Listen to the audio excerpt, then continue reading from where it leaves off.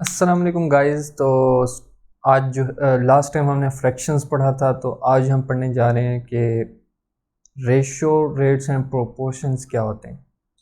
तो ये भी एक बेसिक मैथमेटिक्स का पोर्शन है, रेशो, रेट्स एंड प्रोपोर्शंस। तो यूजुअली इन टॉपिक्स को मिक्स करके ही पढ़ना हमारे लिए ज़्यादा इजी होता है, क्योंकि जो क्वेश्चन आता है सीएसएस के एग्ज़ाम में वो ज़्यादातर इनकी मिक्सअप फॉर्म में ही आता है।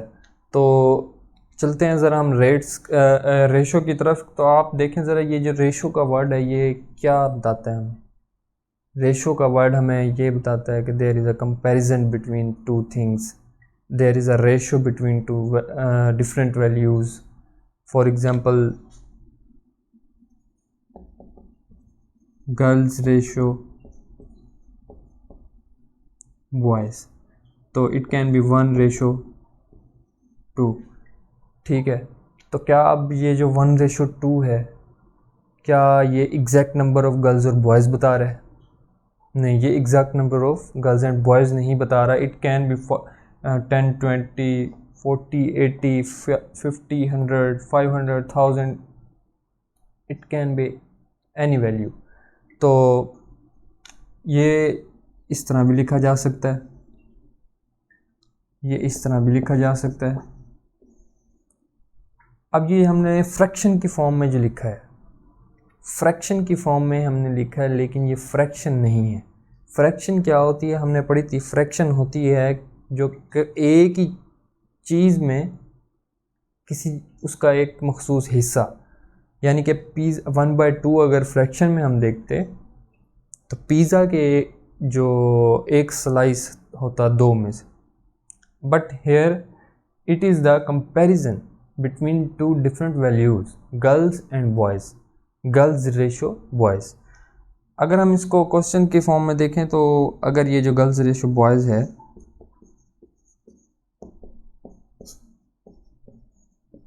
ये 1:2 है, तो सपोज कर लें इसको, ये x रेशो 2x होगी।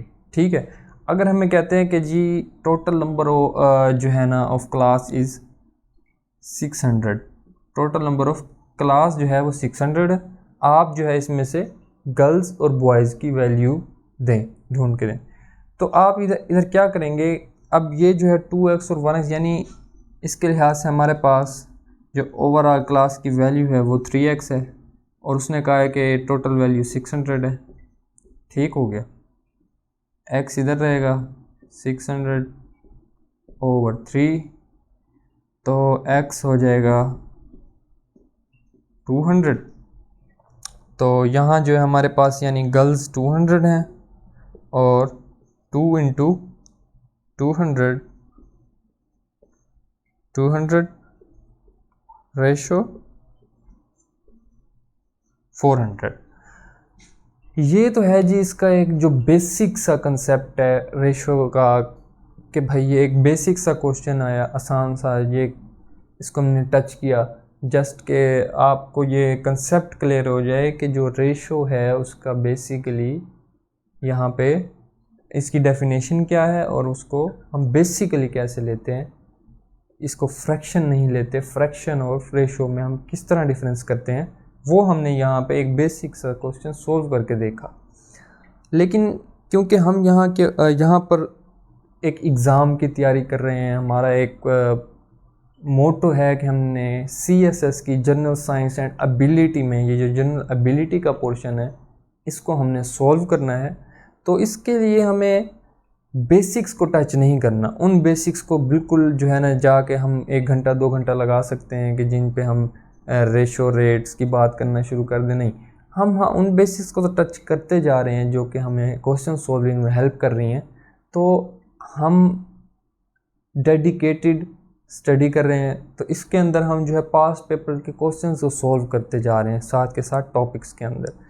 तो इसके अंदर भी हम जो है ज़रा देखते हैं कि जो क्वेश्चन आ रहा है पास्ट पेपर्स में लास्ट 5 ईयर्स के अंदर, जो क्वेश्चन बार बार रिपीट हो रहा है वो जिस मेथोडोलॉजी से रिपीट हो रहा है, तो हम उस तरह का एक क्वेश्चन यहाँ पे सोल्व करके देखते हैं ताकि हमें पता लगे कि एग्ज़ामिनर हमसे क्या पूछना चाह रहा है और क्या हम एग्ज़ामिनर को सॉल्व करके दे सकते हैं क्वेश्चन या नहीं दे सकते। एक रियल लाइफ में एग्जांपल देखने को मिलती है, सबसे पहले हम ज़रा उसको देख लेते हैं। रियल लाइफ के अंदर आपने देखा होगा कि जब प्रॉपर्टी डिस्ट्रीब्यूशन होती है तो बेसिकली लेमैन जो होते हैं वो अपने देसी तरीके बताते हैं, या जिसको थोड़ी इस्लाम की नॉलेज होती है तो वो उसके अकॉर्डिंग जो है वो बहुत ही प्रॉपरली बताता है।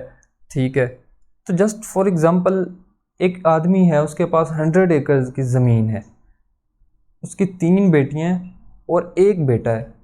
वो एक लेमैन को बुलाता है, वो पूछता है उससे कि आप मुझे बताएं कि इसको कैसे डिस्ट्रीब्यूट करूं।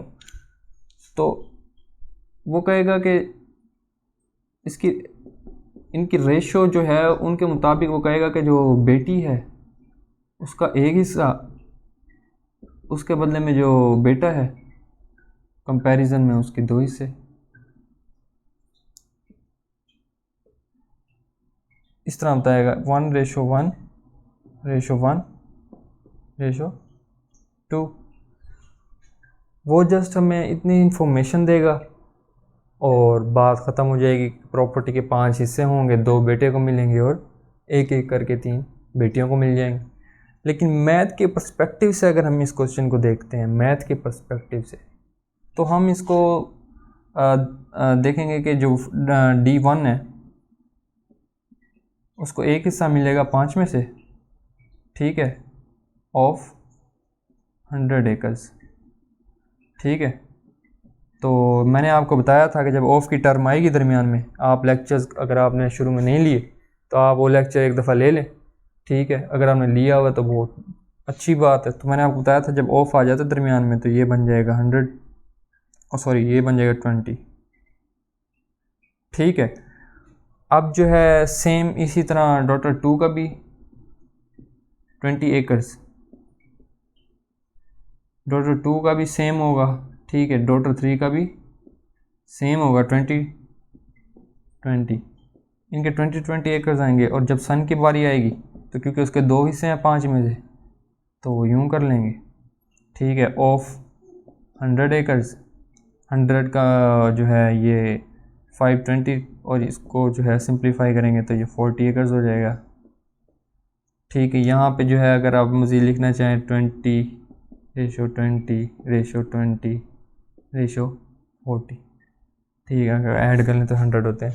तो इस तरह जो है इसका एक सिंपल सा तरीका है मैथ के पर्सपेक्टिव से इसको सॉल्व करने का, कि अगर आपको जो है वो दुनिया का नॉलेज नहीं है तो आप मैथ के ज़रिए इसको कैसे सॉल्व करेंगे, वो इस तरह करेंगे।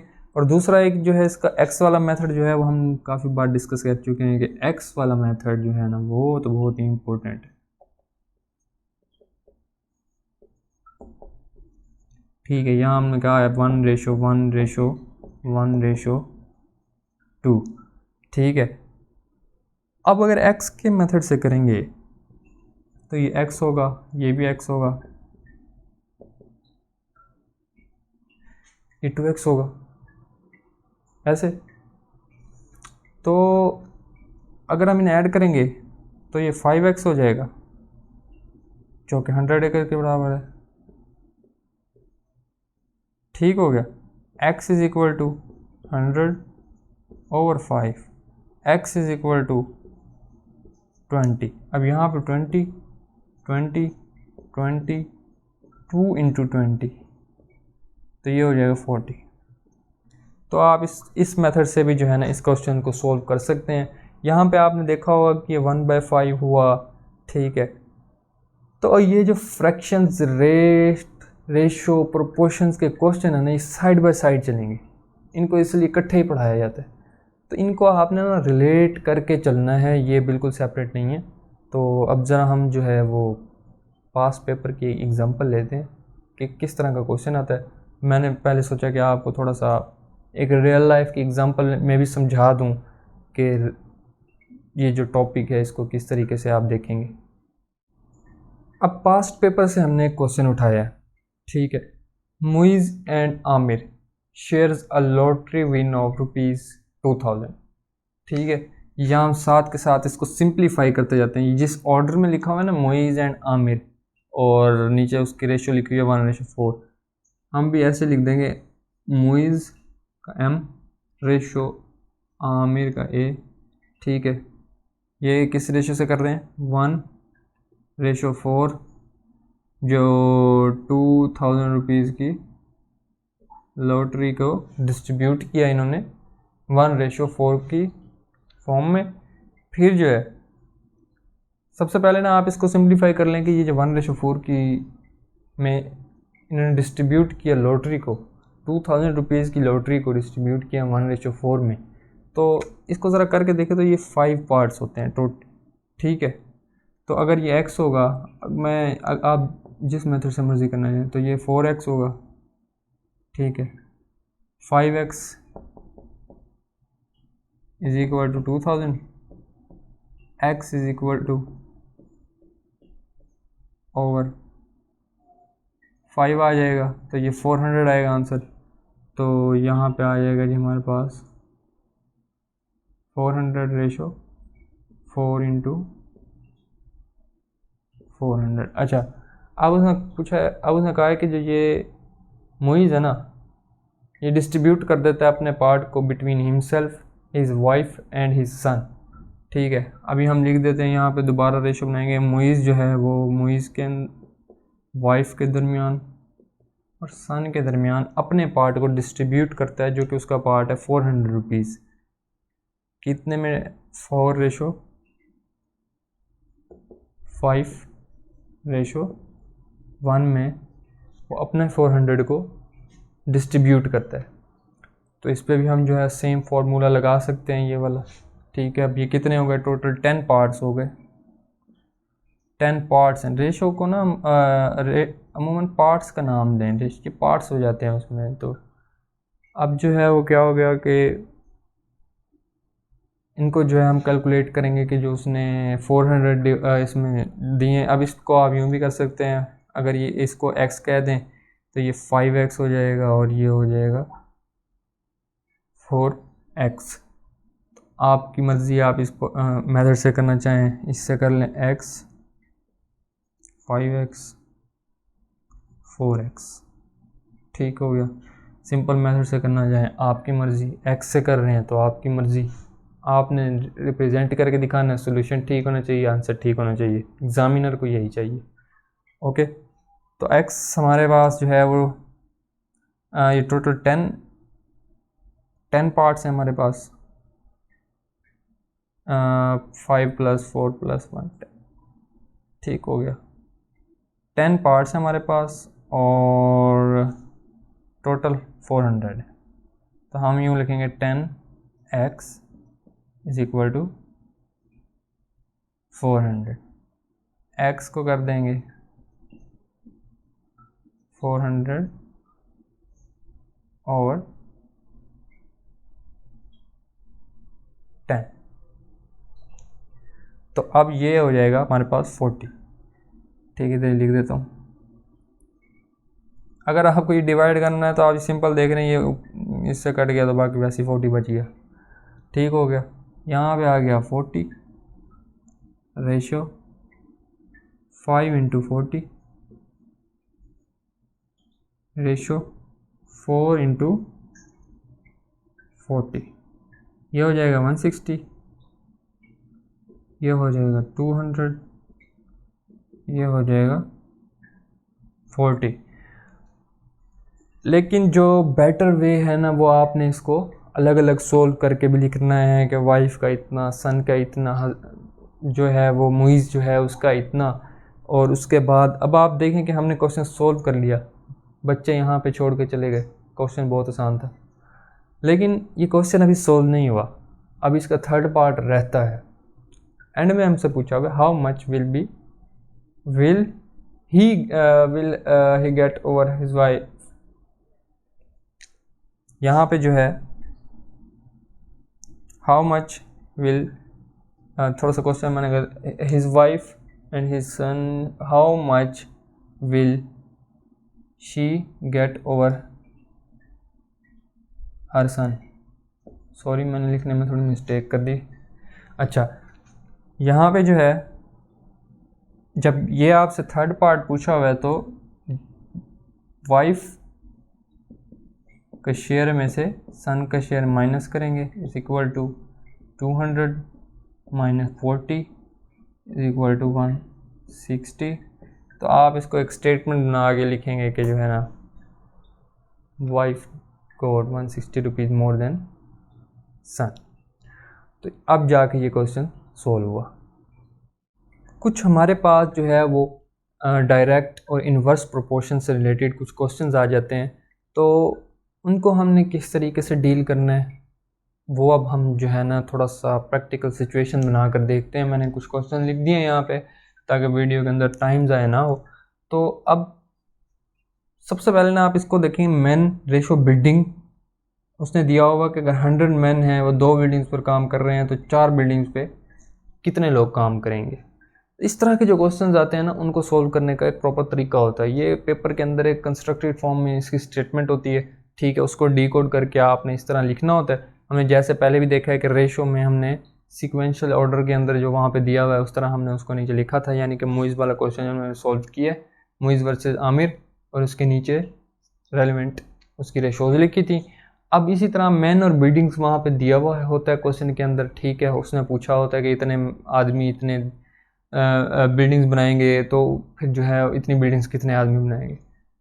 तो अब जो है ना आपने इसमें देखना क्या है, सबसे पहले ना क्वेश्चन को पढ़ के, क्वेश्चन को पढ़ने के बाद उसको हम अभी हम देखेंगे पास्ट पेपर्स के, जब हम क्वेश्चन सॉल्व करेंगे तो वो हम उसमें देखेंगे। लेकिन मैं आपको पहले बता दूं कि जो अननोन वाली टर्म होती है ना, अननोन वाली कि इतने आदमी कितने बिल्डिंग्स बनाएंगे, यानी आदमी कितने हों, तो वो वाली आप पहले लिख लें।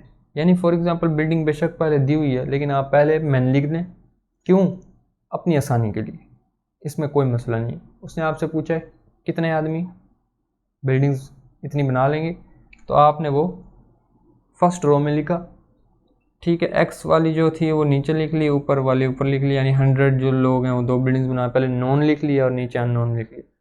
तो जब भी आप देखें तो हमेशा एरो नीचे से ऊपर, पहली वैल्यू का एरो नीचे से ऊपर की तरफ लगा लें अपनी आसानी के लिए। नीचे से ऊपर किस लिए, नीचे आपने अननोन लिखा हुआ है, ऊपर नॉन है, तो नीचे से ऊपर की तरफ एरो लगा लें। फिर जो दूसरी तरफ जो एरो लगाना है हमने उसको किस तरीके से लगाना है, मैन रेशो बिल्डिंग, आपने सिर्फ देखना है कि ऊपर जो हमें टर्मिनोलॉजीज दी हुई हैं उनमें क्या वेरिएशन आ रही है, यानी कि आदमी बढ़ेंगे तो बिल्डिंग्स भी बढ़ेंगी, बिल्डिंग्स कम तो नहीं होंगी ना, ये कम होंगी। आदमी बढ़ते हैं तो काम करने की जो कैपेसिटी होती है वो ज़्यादा हो जाती है। मैन बढ़ेंगे बिल्डिंग्स बढ़ेंगी, मैन कम होंगे बिल्डिंग्स कम होंगी, ठीक है। अब इसने यहाँ पे पूछा कि 2 बिल्डिंग्स थी तो वो 100 आदमी बना रहा था, बिल्डिंग बढ़ गई तो आदमी भी तो बढ़ेंगे, तो जब आदमी भी बढ़ेंगे डायरेक्ट प्रोपोर्शन, तो उसको एरो को ऊपर की तरफ लगा देंगे इसी के साथ। तो अब इसको सिंप्लीफाई करेंगे तो ये नीचे आएगा x/100 is equal to 4/2, x is equal to 4/2 multiply by 100, x is equal to 200। तो यहाँ पे आएगा कि जी 200 आदमी होंगे तो 4 बिल्डिंग्स बनेंगी। अच्छा, अब चलते हैं दूसरे क्वेश्चन की तरफ। अब हमारे पास हमने देखा कि हमने फर्स्ट एरो ऊपर की तरफ लगा दिया अपनी आसानी के लिए, फर्स्ट एरो हमने ऊपर की तरफ लगा दिया। अब उसमें उसने क्या पूछा है कि जो 50 आदमी है वो 60 दिन में काम करते हैं, ठीक है। अब दिन कम हो गए तो क्या आदमी भी कम हो जाएंगे, काम तो उतना ही करना है, दिन कम नहीं होंगे, और सॉरी आदमी कम नहीं होंगे, आदमी बढ़ाने पड़ेंगे, यानी टाइम हमने बिल्कुल हाफ कर दिया है तो आदमी बढ़ाने पड़ेंगे। तो अब ये इनवर्स रिलेशन की एक हमारे पास सिचुएशन आ गई है कि आदमी बढ़ रहे हैं तो टाइम कम हो रहा है, और अगर टाइम हमने हाफ किया है तो आदमी कितने लगेंगे, तो ऑब्वियस सी बात है आदमी हमें बढ़ाने पड़ेंगे अगर हमने कम टाइम में उतना ही काम कराना है। तो ये इन्वर्स है तो हम इसका एरो नीचे की तरफ इस तरह लगा देंगे, ठीक हो गया। अब इसको हम लिखेंगे x/50 is equal to 60/30, x is equal to 60/30 multiply 50।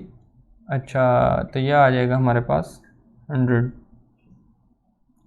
ठीक है, अब बेसिक्स को मैं अब कैलकुलेट भी करके आपको नहीं दिखा रहा, क्योंकि कैलकुलेट आप खुद करेंगे प्रैक्टिस से।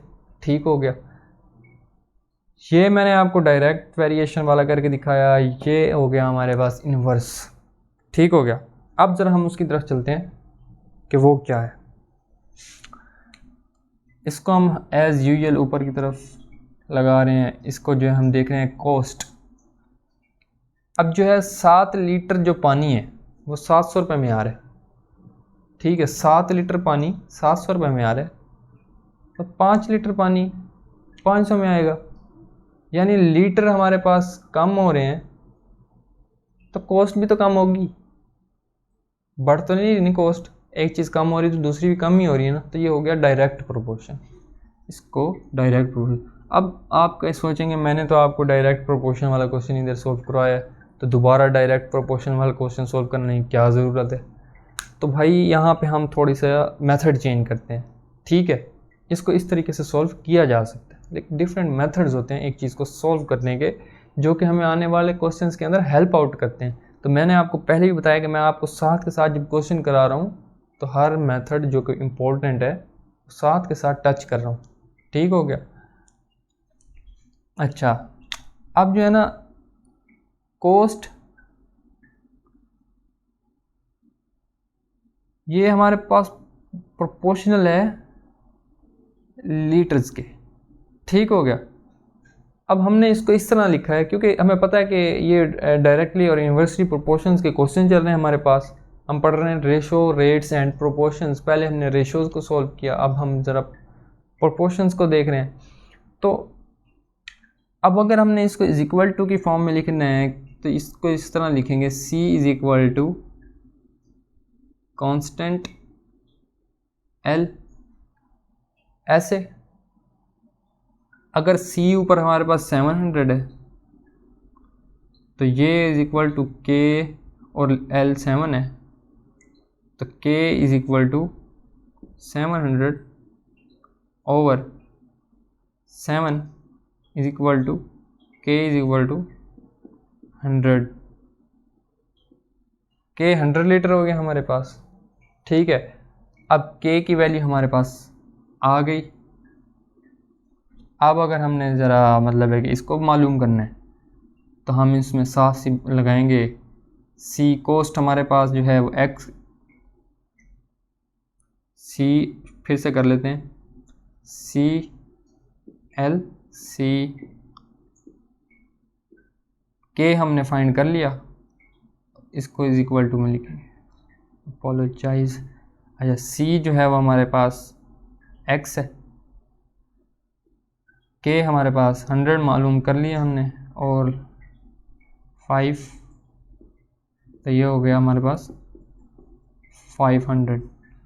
तो यहाँ हमारे पास आ गया 500। तो ये हमारे पास एक और मेथड था जिसके ज़रिए हमने क्वेश्चन को सॉल्व किए। तो अब आपने देखा कि हमने डायरेक्ट, इन्वर्स और जो है अपना ये भी डायरेक्ट का था, लेकिन हमने इस मेथड से एक क्वेश्चन को सॉल्व किया जो कि हमारे आगे काम आने वाला है। तो इसको आपने इग्नोर बिल्कुल नहीं करना। मैं आपको यही सलाह दूंगा कि साथ के साथ प्रैक्टिस आप जारी रखें।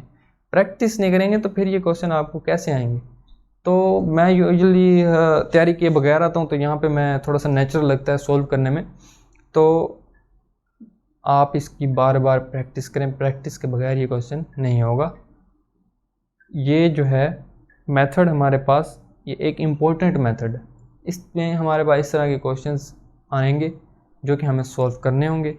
तो हम थोड़ा सा आगे चल के देखते हैं कि और हम क्या करने वाले हैं। स्ट्रक्चर्ड क्वेश्चन दिया हुआ है जो कि पास्ट पेपर में से लिया हुआ है। In a fort there is sufficient food for 1000 men for a month. If 200 men more join, how long will the food last? अब इसके अंदर जो है ना, एक तो फूड और दूसरा मैन। ठीक हो गया, सॉरी टाइम, डेज के अंदर टाइम दिया हुआ। अच्छा, सबसे पहले मैं कहा हुआ कि एक महीने में यानी 30 डेज में सफिशेंट फूड जो है वो 1000 लोगों के लिए मौजूद है।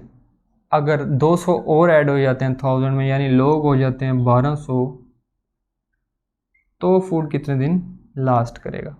तो ये तो हमें पता है कि हमने इसको एरो को ऊपर लगाना है अपनी आसानी के लिए। मैंने ये टाइम की टर्मिनोलॉजी पहले लिखी है, मैन की बाद में लिखी है, जबकि वहाँ पे लिखा हुआ है 1000 मैन फॉर अ मंथ। आप वैसे भी कर सकते हैं, मैं वो भी गलत नहीं होगा, लेकिन आपने अपने आप के लिए आसानियाँ ज़रूर पैदा करनी है। आसानियाँ पैदा किए बगैर अगर आप क्वेश्चन करेंगे तो अगर आप वहाँ फंस गए रियल टाइम सिचुएशन के अंदर तो फिर आपका क्वेश्चन गलत हो जाएगा। अब हमने ये देखना है कि ये डायरेक्ट प्रोपोर्शनल का क्वेश्चन है कि इन्वर्स का, डायरेक्ट वेरिएशन चल रही है कि इन्वर्स वेरिएशन चल रही है। तो अब अगर 1000 लोग 30 दिन में खाना ख़त्म कर रहे हैं, वो एक जो फूड की एक जो हमें क्वांटिटी नहीं बताई गई, अगर बताई जाती तो वो भी हम यहाँ पे एक थर्ड कॉलम बना के उसको मेंशन करते। लेकिन यहाँ पे हम अभी जाके थर्ड वाला करेंगे, सही 3 वैल्यूज़ का कंपैरिजन का क्वेश्चन यहाँ पे ज़रूर करेंगे। लेकिन यहाँ पे फिलहाल हमने ये देखना कि अगर 1000 आदमी एक सफिशेंट अमाउंट ऑफ फूड 30 दिन में ख़त्म कर रहे हैं, तो 1200 आदमी वही सफिशेंट अमाउंट ऑफ फूड कितने दिन में ख़त्म करेंगे। अगर आदमी बढ़ रहे हैं तो दिन तो कम होंगे, ठीक हो गया। आदमी बढ़ रहे हैं दिन कम होंगे, तो ये इन्वर्सली प्रोपोर्शन का क्वेश्चन है हमारे पास। तो ये x/30 एरो के अकॉर्डिंग, और ये हो जाएगा 1000 1200, ठीक हो गया। अब x = 100/30 ओवर 1200 मल्टीप्लाई बाय 30, और जनाब ये हमारे पास हो गया x =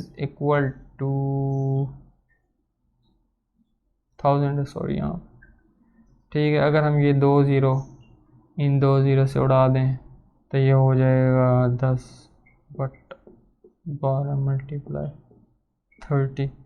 तो टोटल हमारे पास जो आंसर आएगा वो आएगा 25 डेज़। इस तरह जो है कंस्ट्रक्टेड फॉर्म में, जब आपके पास जनरलाइज्ड फॉर्म में वो एग्जामिनर क्वेश्चन दे रहा है, तो उसको भी आपने, हमने पहले उसको सिंपल वे में सॉल्व किया, मैंने उसको कंस्ट्रक्टेड स्टेटमेंट वगैरह आपको सॉल्व करने का एक तरीका बताया, उसकी बेस डेवलप कराई। तो अब जो है उसको मैंने एक फॉर्म में क्वेश्चन उठाया पास पेपर से, यहाँ पर लिखा और उसको आपको सॉल्व करने का एक प्रॉपर तरीका बताया। तो ये जो क्वेश्चन है वो इस तरह के सॉल्व होगा। मज़ीद जो है हम आगे चल के 3 वैल्यूज़ की कंपैरिजन के जो क्वेश्चन है वो भी सॉल्व करते हैं। तो इस क्वेश्चन में आप देख लें, इनकी प्रैक्टिस करें, प्रैक्टिस के बगैर ये क्वेश्चन नहीं होगा। अब हमारे पास जो है वो 3 वेरिएशंस में 3 वैल्यूज़ में एक क्वेश्चन दिया हुआ है, 3 की कंपैरिजन बना के हमें क्वेश्चन दिया हुआ है, हमने उसको सॉल्व करना है, जिसमें हमें बताया गया है कि जो इतने मैन हैं वो इतने टाइम में इतनी बिल्डिंग्स को कंस्ट्रक्ट करते हैं, ठीक है। तो कितने आदमी इतनी बिल्डिंग्स इतने कम टाइम में कंस्ट्रक्ट करेंगे। तो इसका जो है ना सबसे आसान जो तरीका है वो मैंने आपको बताया कि पहली वाली वैल्यूज़ को तो आपने ऊपर लेके जाना। जब कंस्ट्रक्टेड क्वेश्चन आएगा तो भी आपने यही ध्यान, ये कोई पेट रूल नहीं है, मैंने पहले बताई, आपकी आसानी के लिए। अगर आपने अपनी आसानी करनी है तो सिंपल तरीके अडॉप्ट करें, स्मार्ट वर्क करें। हार्ड वर्क में आप फंस जाएंगे, स्मार्ट वर्क में आप निकल जाएंगे। तो आप सबसे पहले मैन और बिल्डिंग का कंपैरिजन करें, ठीक है। क्यों जो हमें ये मालूम करना है कि आया कि ये डायरेक्ट वेरिएशन है या इन्वर्स वेरिएशन है, हमने एरो को भी, एरो हेड भी लगाना है। तो मैन और बिल्डिंग का सबसे पहले आप अगर कंपैरिजन करें तो 3 बिल्डिंग 100 आदमी बना रहे हैं, तो 6 बिल्डिंग जब हो जाएंगी तो आदमी तो बढ़ जाएंगे, डायरेक्ट प्रोपोर्शन। अब आदमियों का टाइम के साथ 100 आदमी 120 में जो है ना दिन टाइम जो है वो उसको डेज लगा लें, वो उधर क्वेश्चन में डेज होगा। 100 आदमी 120 दिन में काम कर रहे हैं और 3 बिल्डिंग्स बना दी हमने। अब टाइम हो गया कम, और बिल्डिंग ज़्यादा है, वो तो हमें पता है, तो आदमी कितने होंगे? टाइम कम हो रहा है, बिल्डिंग ज़्यादा है, तो आदमी बढ़ेंगे ना, ऑब्वियसली बढ़ेंगे। तो ये इन्वर्स है, क्योंकि टाइम कम हो रहा है और आदमी बढ़ रहे हैं। ठीक हो गया। अब इसको एज इट इज़ यूँ लिख दें, x/100 3/6 मल्टीप्लाई बाय 120/60। ठीक है, x is equal to 2 multiply by 2 और सॉरी इसको हम लिखेंगे 6/3। मैंने यहाँ पे देखा नहीं। अच्छा, 2 मल्टीप्लाई 2 100, ये हो जाएगा 400 मैन होंगे तो ही 60 डेज़ के अंदर 6 बिल्डिंग्स बना सकेंगे। ये हमारे पास मेथड है इसको वैल्यूज़ को, 3 वेरिएशंस को सॉल्व करने का। तो जिस किस्म का भी क्वेश्चन आ जाता है आपके पास, आपने ये मेथड अप्लाई करना है ध्यान से और प्रैक्टिस से। मैं बार बार प्रैक्टिस का जो है वर्ड यूज़ कर रहा हूँ, हर क्वेश्चन के बाद कर रहा हूँ, हर लेक्चर में कर रहा हूँ, ताकि आप इसको भूलें ना, ये आपके दिमाग पे सवार रहे कि प्रैक्टिस किए बगैर ये क्वेश्चन सॉल्व नहीं होंगे। कोई जादू नहीं है, अलबत्ता क्वेश्चंस बहुत इजी हैं। अगर आप सॉल्व करेंगे तो आपको ये गेम ही लगेंगे। गेम्स जो है वो खेल के, उनको प्रैक्टिस करके ही उसको विन किया जा सकता है। इस रूल को आपने ज़रूर क्वेश्चन लेते हैं रियल लाइफ एग्जांपल से। रेट्स के अकॉर्डिंग, रेट से रिलेटेड अली और सादिया हैं, अली और सादिया। क्वेश्चन में दिया हुआ है कि जो ये 300 पेपर्स हैं, अली उसको 50 मिनट्स में चेक कर रहा है और सादिया कर रही है 30 मिनट्स में। तो अली 50 मिनट में कितने चेक कर लेता है और सादिया 300 पेपर्स में से 50 मिनट्स में जो है अली 300 पेपर चेक कर रहा है, तो सादिया जो है वो 30 मिनट्स में कितने पेपर चेक कर रही है। ठीक हो गया। अब जो है इस तरह का क्वेश्चन आता है आपके पास, आपने ये पहले सॉल्व नहीं किया हुआ, आप परेशान हो गए। फिर जो है क्वेश्चन में ये भी पूछा गया कि फिर ये जो है दोनों मिलके कितने पेपर चेक कर लेते हैं। अब आप क्या करेंगे? अब आपने सबसे पहले तो ये देखना है कि अली 1 मिनट में कितने पेपर चेक कर रहा है। इस तरह इन 1 अली चेक्स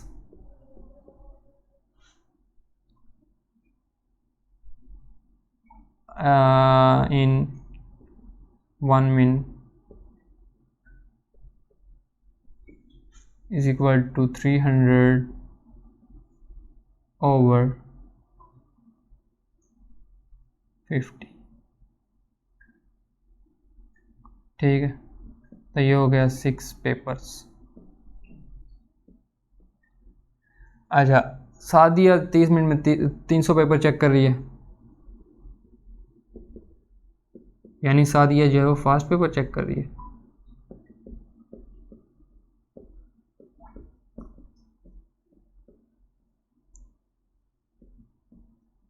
तो ये हो गए 10 पेपर्स।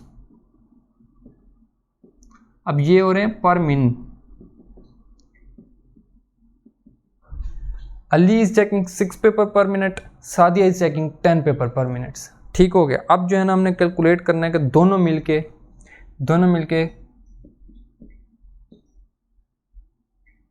16 पेपर्स पर मिनट चेक कर रहे हैं।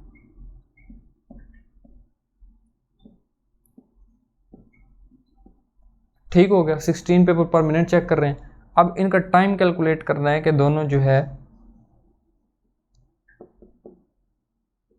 अगर दोनों को हमने मिला दें तो एवरेज टाइम इनका कितना होगा कि ये 300 पेपर्स चेक कर लेंगे दोनों मिला के 1 मिनट। तो यहाँ पे हमें एग्जैक्ट टाइम का पता होना ज़रूरी है। तो ये डिवीजन आपने करनी है इसकी, तो ये आई थिंक 18.75 समथिंग आएगा। आपने स्टेटमेंट्स क्वेश्चन में मुकम्मल तरीके से लिखनी है, स्टेटमेंट्स के ऊपर कंप्रोमाइज़ नहीं करना, रिप्रेजेंटेशन के वैल्यू है उसके मार्क्स। तो ये आपका जो है रेशो, रेट्स एंड प्रोपोर्शंस का टॉपिक मैंने आज कवर कर दिए। मज़ीद जो है अगर आपको किसी किस्म की हेल्प चाहिए हो, कोई क्वेश्चन आपसे सॉल्व ना हो रहा हो, तो आप कमेंट में मुझसे पूछ सकते हैं। मज़ीद जो है वो मैं आपको अपना अगर ज़रूरत पेश पड़ी तो एक ग्रुप सर्कल कुछ बना लूँगा जिसमें मैं आपको अवेलेबल रहूँ। तो क्वेश्चन जो है वो सॉल्व करना बहुत ही ईजी है अगर आपकी प्रैक्टिस हो। प्रैक्टिस करनी पड़ेगी आपको, प्रैक्टिस के बगैर ये सॉल्व नहीं होंगे। मैंने दोबारा आपको प्रैक्टिस के ऊपर एम्फेसाइज़ किया है। तो उम्मीद करता हूँ कि आप इसकी प्रैक्टिस करेंगे और हम इंशाल्लाह ताला अपने नेक्स्ट टॉपिक की तरफ